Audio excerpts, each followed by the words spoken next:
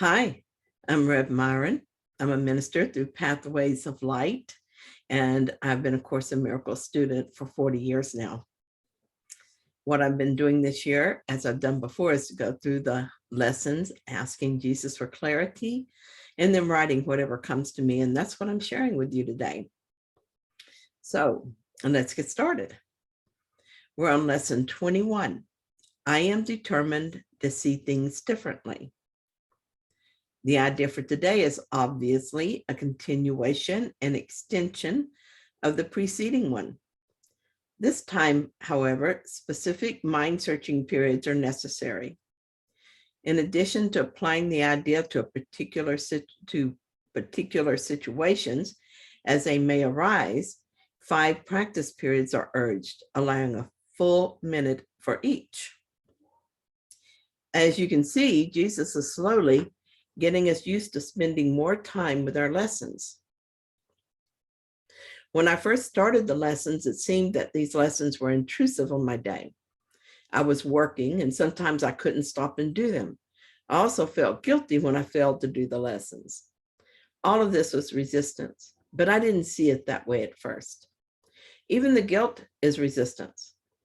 Somehow though, in spite of it all, I did finally get all the way through the lessons in 1 year. And no, I didn't do them perfectly, but I did them, and I'm so grateful that I did. It made all the difference in the world.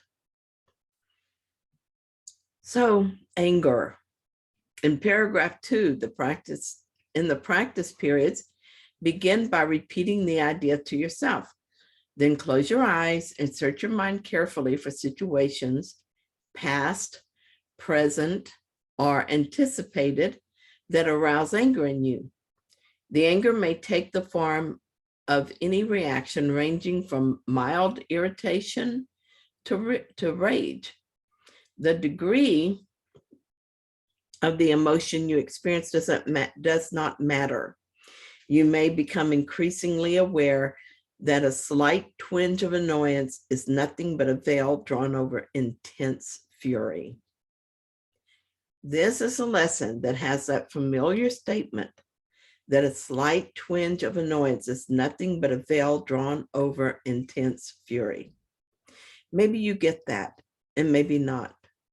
I had not thought of it before I read this lesson, but I see how this is true. If I'm angry or just annoyed, I have lost my peace. Either I'm at peace or I'm not. There is no degree of peace.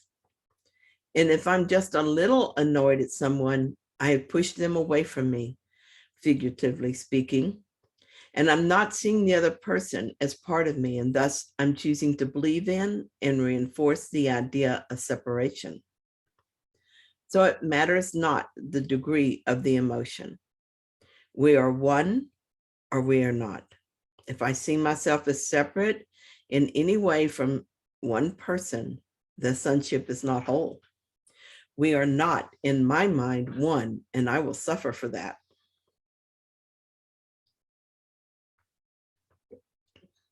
There are no justified attacks, as we shall see in paragraph 3. Try, therefore, not to let the little thoughts of anger escape you in the practice periods. Remember that you do not really recognize what arouses anger in you, and nothing that you believe in this connection means anything. You will probably be tempted to dwell more on some situations or persons than on others, on the fallacious grounds that they are more obvious. This is not so.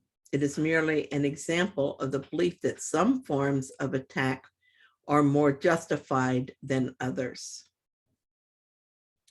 The tendency is to overlook the little thoughts of anger, but all anger is the same, though some situations elicit stronger emotion.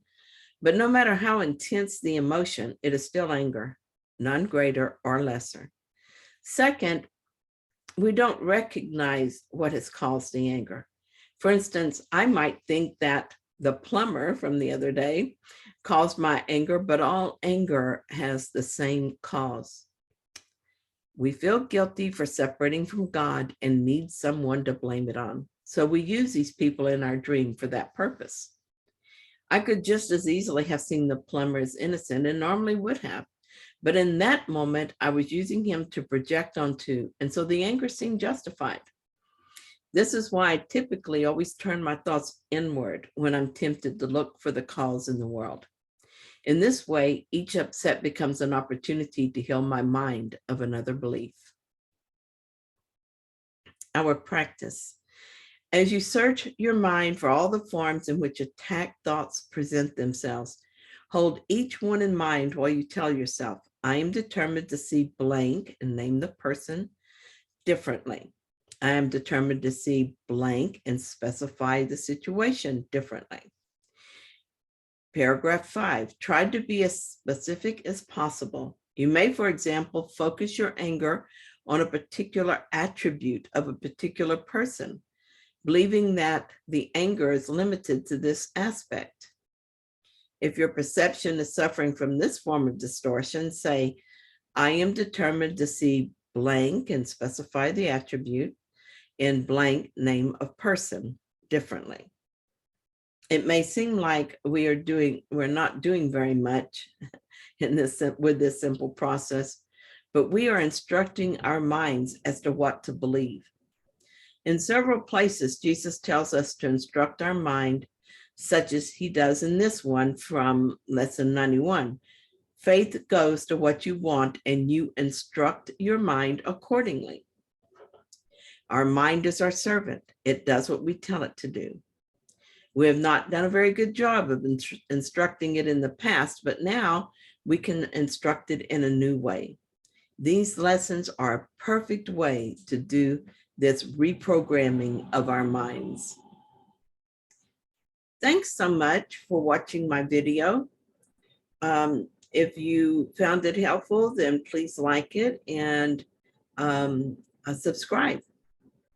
And I will see you tomorrow with another lesson.